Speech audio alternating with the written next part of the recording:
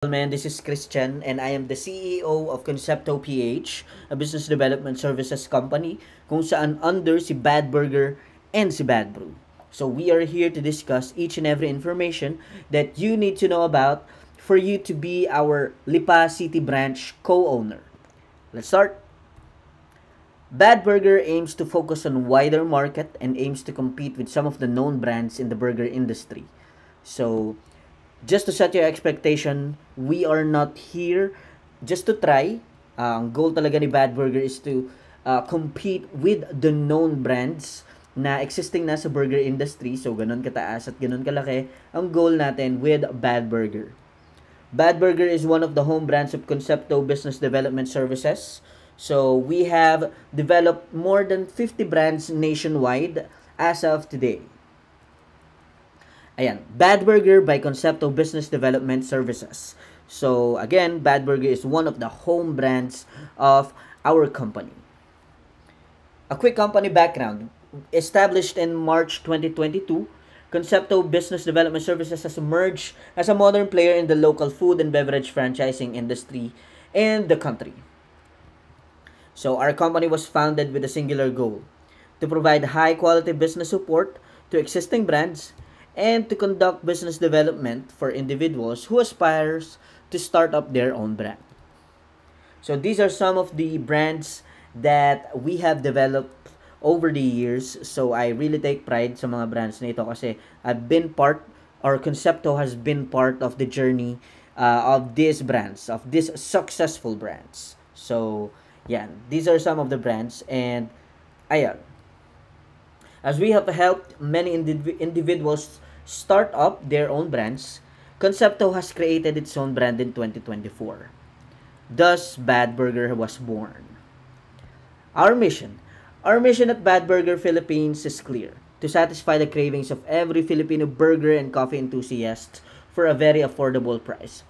So, yun talaga ang panlaban natin. Gusto natin mag-compete dun sa mga malalaking brand at ang panlaban natin is yung quality and affordable price ratio natin. Yun yung number one nating panlaban kasi we are serving quality food yet very affordable. Hindi kagaya nung iba na quality nga but the price is too high. So sa atin, gusto nating i-serve sa mga Filipino na kaya natin mag-serve ng quality food, quality burger on a very affordable price. Vision. Our vision extends beyond just serving burgers. We aspire to create a nationwide network of partners and franchisees that are cherished within their respective communities. So ang vision talaga niyan is to create a nationwide network, meaning pararamihin talaga natin itong brand. And the goal is to have at least 200 branches until December 2026. And that's my personal goal din. Hindi lang to basta sa company and sa brand kasi this is my personal goal din. Challenge ko din talaga ang sarili ko na gawin ito. And this is very doable kasi may natulungan na kami, which is yung isang brand na natulungan namin is meron na siyang 100 plus branches in just 14 months. So, yun yung kaya doon nabuo yung goal na isurpass yun and to aim for 200 branches until December 2026. Products and menu. Our menu features a wide array of burgers crafted to appeal diverse tastes. Every item on our menu is meticulously curated to our delight customers. So again, sobrang quality niyan. 100% pure black Angus beef. Hindi lang, I don't wanna badmouth other businesses or brands, but hindi tayo kagaya nung street lang na burgers na maninipis yung patty. Sa atin, 100 grams of pure black Angus beef ang gamit natin. So, ayun, circling back dun sa sinabi ko kanina na quality and affordable price, ganun ka-quality yung isa-serve natin na burgers. Expansion strategy. Our ambitious expansion strategy aims to establish hundreds of Bad Burger branches nationwide, creating widespread accessibility for our customers and unparalleled growth opportunities for our franchisees. In conclusion, Bad Burger Philippines offer a compelling franchise opportunity for entrepreneurs seeking to invest in a concept with a strong market presence. With our affordable franchise package, comprehensive support system, and commitment to excellence, we invite you to join us in redefining burger culture in the Philippines.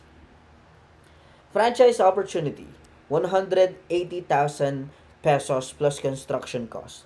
Bad Burger Philippines is excited to offer a lucrative franchise opportunity for individuals or groups who share our passion for a great burger and community engagement. Our franchise package is priced competitively at 180,000, which includes all the equipments, initial stocks, point of sales, trainings, manuals, uniforms, systems, recipes, etc. Everything. So, ang franchise package natin is 199,500 all-in package. So, ang store and shop will cost 100,000. So, ito yung breakdown. And the rental, sa rental naman, we do have 22,500. And our operational fund, kasi hindi naman pag natapos yung construction na i-launch yung business, na open yung store, is natatapos na yung expenses natin as owners, yung mga unang gastos natin, which is, yan lang naman, so una lang naman yan. And this is one of our strategic way din, kasi yun yung mali nung ibang brands. Pagka-launch nila, doon na lang tinatapos yung kanilang gastos or yung funding, hanggang doon na lang, hanggang mag-open, doon na lang nila gagastosan, papaikutin kuno na lang.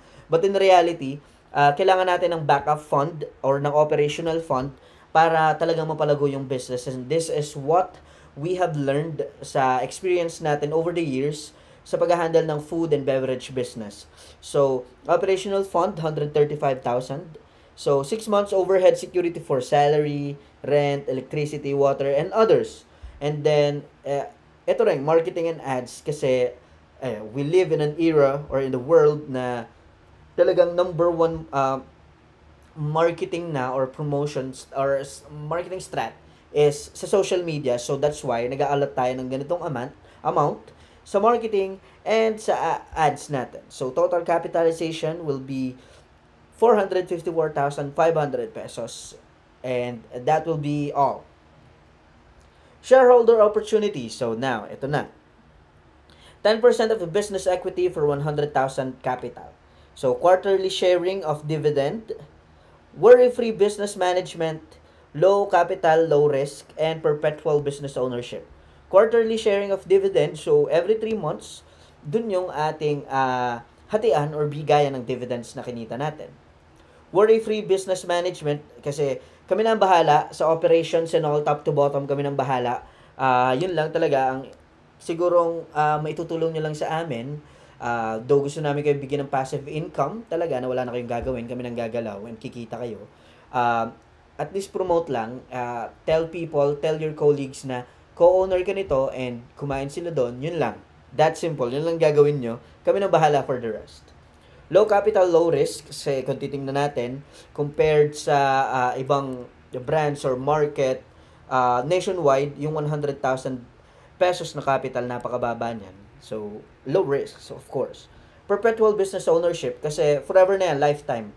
Perpetual means lifetime, and yun na, habang buhay yung brand, habang buhay nating paghahati-hatian si Bad Burger. So, shareholder ka namin, and it's lifetime, perpetual. And not only that, like what I've said sa unang-unang slide pa sa introduction, it's just not just a Bad Burger, kasi we have Bad Brew as well. So basically, 2-in-1 business itong pag-i-invest nyo or itong magiging co-owner, pagiging co-owner nyo, hindi lang basta burger store. Kasi it will come with a coffee brand or a beverage brand, which is Bad Brew. So 2-in-1 business, burger and beverage, just for 100,000. And I'm hoping na you can see na it's bang for a buck. Each and every penny will be worth it, kumbaga. So, ito yung, kumbaga, projection ng store natin. Ganyan. Though, hindi exactly ganyan. Kasi, we'll be doing our own projection and everything dun sa magiging pwesto natin, which is sa Lipa din. Sa harap ng De La Salle Lipa. So, it's inside the Villa Lourdes subdivision. And Doon yung magiging location natin. And ayan, simple projection lang yan. So ito yung ating menu. Yung menu ng ating foods sa Bad Burger. Okay? So please note that price range can vary depending on the branch location. Kasi kaya namin nilagay yan kasi of course iba pa rin, different demographics, different market, different price range ang gagawin natin. So since yung atin De La Salle Lipa yung ating location sa harap ng De La Salle Lipa, hindi na natin babaguhin yan. Yung mga presyo na yan kasi alam naman natin mga students ng De La Salle Lipa, afford naman nila na bumili ng ganyang klase ng burger sa ganyang klaseng presyo. Ano po? Some of our photos ng ating mga product, ayan, iilan lang yan sa mga picture ng ating mga burger na isa-serve. And, ayan, move forward. So, ito naman ang menu natin for our Bad Brew. So, again, price will vary depending on the location and hindi naman natin na kailangang ibaba kasi afford na afford yan ng De La Salle Lipa students. And ng iba pang nagpupunta dun sa area na yon kasi puro kainan po yung area na yon and talagang puntahin ng mga foodies and ng mga nagde-date and etc. etc. Ito naman some photos of our beverages. So, meron tayong mga fruit drink, meron tayong coffee, and yan yung mga sineserve natin sa Bad Brew. Some photos lang ng ating cups and mga packages, pati yung tumbler natin. Ayan. So, ito, Bad Burger Corporation franchise terms. So, when you say corporation franchise, it's when multiple people or groups share ownership of the franchised business with each partner owns a percentage of the store or the franchise or yeah. Franchise partner, a business partner of a franchised branch recognized by the franchisor as part of the franchise corporation. Financial partner, a partner who buys a monetary share in equivalent to branch ownership percentage. Industrial partner, contributes services to the businesses to the business. They can also be a financial partner if they contribute both financial and services. Transparency. Each co-owner will have access to the POS for real-time reports and anytime access to the store. So again, yan responsibility, industrial partner oversee daily operation, marketing needs and financial aspect. Financing partner attends business reviews and provides vote for business. So, dito kayo papasok sa financing partner kasi, ayan, yung business reviews or yung mga meetings na gagawin natin, attend kayo doon, and provide vote kasi since kayo ay co-owner or shareholder, may vote kayo for business decisions, of course. Investment purpose. Ang investment purpose po natin is for expansion and growing the business, marketing and sales, advertisement, and for the team. Business corporation. Corporation is when multiple people or group share ownership of a business with each shareholder owns a percentage of the business. Business shareholder. A partner of a specific business entity recognized by the law and referred to as a corporation. So, share capital, the money a shareholder buys in equivalent to business equity or share ownership. Then the dividend is of course the profit share that each of the shareholders are getting from the company's revenue. And lastly, contract security, shareholder, articles of incorporation from SEC, and notarized memorandum of agreement, of course, complete. So here is the profitability projection. So if mahihit natin ang 6,000 na daily projection, which is napaka-conservative pa nito, conservative pa to kasi ayaw namin ma-overwhelm kayo sa numbers. So, doon tayo sa conservative na projection. So, pagpalagay natin meron lang tayong 6,000 na gross sale. In 30 days, yun ay 180,000. So, ang product cost natin, including the packaging and the utensils or anything, lahat na ginagamit, kasama na pati ingredients, in 30 days, 40% of that amount is 72,000 pesos. So, may gross profit tayo, isusubtract natin yung product cost sa monthly gross sale, we will get 108,000 as our gross profit. But, kailangan natin mag-spend ng amount para sa rental, salary, utilities, and yung tax at 3%, which is 10,800, yun yung magiging total operating expenses natin na 44,000 na ibabawas natin sa gross profit, which will total for 64,000 pesos na net income. So, net income na, meaning yun na yun yung paghahati-hatian natin as co-owners of the Bad Burger branch.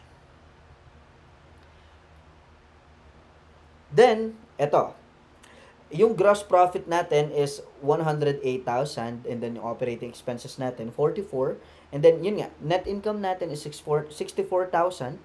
So this will be the breakdown. Halimbawa, meron kayong one share which is yun nga, amounting to 100,000 pesos. Percentage nun will be 10%. So monthly potential is 6,400. Potential 3-month ROI nyo is 19,200 pesos. Eh, what if dalawa yung slot na kinuha nyo? Dalawang share. So, it will amount to 200,000 pesos. And, it will be 20%, of course. Doble din nung 10% kasi doble yung amount. So, ang monthly potential natin is 12,480, meaning doble din yung magiging ROI natin in 3 months, which is 38,400 pesos. And making sense kasi very clear naman, very self-explanatory yung ating breakdown. So, I'll move forward to the next slide. But not only that, as a token of appreciation sa pag-attend mo ng presentation ngayon and sa pag-take risk mo ng dito sa aming brand, and yes, for trusting our De La Salle Lipa branch, we will give you a bonus. You will have 2% bonus share for the whole brand, not just the branch lang, the Lipa branch. Meaning, magkakaroon kayo ng 2% equity sa whole brand. So, it will be for both Bad Burger and Bad Brew, which is a typo. So, yeah. When you say may equity kayo sa brand, syempre, lahat ng kikitain ni brand is magkakaroon kayo ng 2%, which means na yung expansion income natin, magkakaroon kayo ng cut. And expansion income is income from franchising the business. Excuse me. So, expansion income. So, yan. Let's say na, yun nga, 2% ownership of the brand. Ito yung magiging breakdown natin. So, franchise increment natin, 1 to 50, which is target natin in 6 months. Franchise fee natin, 180,000 lang. Ang markup natin dyan is 90,000, which will total to 4,500,000 pesos. Kasi nga, 1 to 50 na branches yung target natin in the first 6 months, it's the total of 4.5 million. Your 2% dividend will be 90,000 pesos. And then, ayan, incrementing ito. So, sa pagtaas or sa pagdami ng branches, nagkakaroon tayo ng rights na magtaas ng franchise fee. Ang kagandahan sa atin, nagtataas tayo ng franchise fee. Hindi naman tayo nagtataas ng ating puhunan per package. So, yung markup natin tumataas kasi hindi naman tumataas yung puhunan natin. So, yung sa pangalawa, sa 51 to 100 branches, meron na tayong markup na 110 and we'll multiply it for 50. It's, yan, yun na makukuha natin. 5,500,000 pesos and your 2% dividend will be equivalent to 110,000. So, ayan, nakikita natin yung breakdown. So, all the way to 200 branches, yun nga ang goal. And, there's nothing I won't do para ma-hit yung goal na yun kasi personal goal ko na din yun. Challenge ko na din sa sarili ko. And, doable. Nagawa na namin sa ibang brand. Gagawin din namin dito. And, ayan, yung 2% dividend nyo, kapag na-hit yun, is 180,000 na ang total. So, it will be total of 26 million. So, yung shareholder total bonus income nyo, with the 2% na equity, is 520,000 pesos. Which is, ayun nga, token of appreciation lang namin sa inyo yan. Kasi magre-risk kayo sa pagiging partner namin doon sa Lipa branch namin. Ganyan kalaki yung 2% na tinutukoy naming bonus para sa inyo. And ayun, I'm hoping na nakikita nyo yung value ng 2% na yun. Maliit siya on paper, but if talaga sa corporate world standpoint talaga titingnan, napakalaki niyan. And not only that, again, because you will also earn from our product distributions. Kasi Meron kaming distribution income na nanggagaling sa distribution to all the branches. Of course, franchisee natin sila. Sa atin sila required kumuha ng stocks, umorder ng lahat. So, meaning, meron din tayong distribution income, each order or each replenishment na gagawin nila. So, ang distribution income natin, so ayan, so if ang revenue per branch is 10,000, may monthly net revenue na 500,000, and ang semi-annual company revenue is 3 million. So, meaning your 2% na dividend is 60,000 pesos. And as a shareholder, just like other companies, all you have to do is invest one time. And you will receive dividends lifetime. So, lifetime po itong dividends na ito. So, again, one-time investment lang. One-time payment. Hindi ko na alam paano i-reiterate pa ng mas maayos kung gaano kalaking value nandito sa offer namin. But, yeah. Ganyan po kabigat yung 2% na bonus namin para sa inyo. So, frequently asked questions. Pasadahan natin to. So, required ba ang partner daily sa store? So, no. Pero we require you to at least promote the business. Again, wala kaming hinihiling. Kundi yun lang, promote lang. Other than that, kami nang bahala. Is my part ownership transferable? Yes, to whoever you want, based on your discretion. Can I sell my part ownership? Yes. You can sell it to other partners or sa amin, sa corporation. Or yes, pwede rin to sell to a friend or a relative. Kung saan nyo man gusto, kung ano nyo naman gusto. Will there be a secure documentation? Of course. There will be a notarized memorandum of agreement for the capitalization and articles of incorporation. Can I sometimes operate the store? Yes, that will be highly appreciated. Kasi, yun nga, hindi naman namin nire-require, but we'll be thankful kapag ginawa niyo. What are the modes of payment? So, we accept cash, online transfer, and check. As a partner, can we franchise another branch? Of course, if nakikita nyo very profitable naman yung business and gusto nyo maglagay sa area nyo, walang problema. What if I pass away or incapacitated? Your part ownership will be transferred to your beneficiary. So, hindi po kayo maglalaho bilang bula. Ita-transfer po natin yan. Frequency of profit loss sharing. So, quarterly. So, every 3 months. So, now, how to become a corporate franchise partner? Attend the business presentation, which you just did, and I admire you. Thank you so much again. I admire you kasi I admire people na pinapaiksi agad yung gap ng business idea nila at execution sa maraming Pinoy na business idea lang, tapos ang tagal-tagal bago i-execute. Kayo, nag-inquire kayo kanina or kahapon, tapos in-execute na agad by attending. So, lumiit na agad yung gap ng idea and execution nyo. Complete the application form. We'll be sending an application form so that you can fill up basic information and yung mga iba pang information na need and mga confirmation. And then, buy-in of capital and MOA signing. So, memorandum of agreement po yung MOA. So, buy-in of capital. So, meaning, ayun na, talagang i-officialize na natin. You'll pay or your buy-in the share na, and then, of course, pagka abot nyo nung amount, magsasign na tayo ng memorandum of agreement and we'll have it notarized para official talaga. Introduction of partners. So, yun, magkakaroon tayo ng meeting, whether it's Zoom meeting or personal, kung saan convenient para sa lahat, para magkaroon lang ng introduction para sa ibang mga co-owner pa. Then, business launching. So, ang target date is October 1, 2025. So, ayun, ganun kabilis namin tatrabahuhin. Ganun namin urgent gustong i-launch itong brand na ito. Just so we can go or sabay sa flow ng bare months. Kasi I believe na dito sa Pinas, ang spending time talaga ng mga Pinoy is sa bare months. Kaya, ayun, gusto naming i-launch agad this October 1. And, yeah. Ayun, we are looking forward to doing business with you. Basically, that's it. That's the presentation.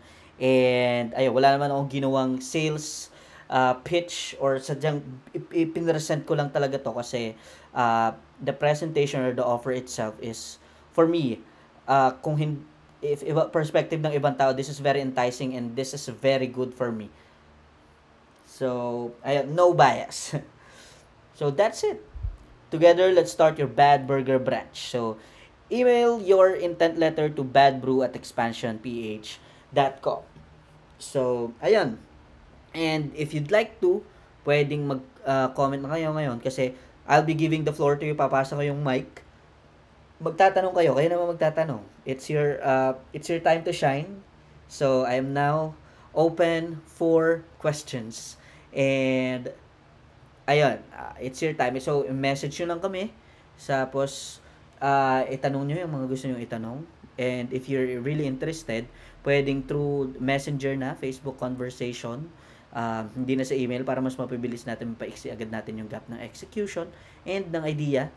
So, yeah, message nyo lang kami.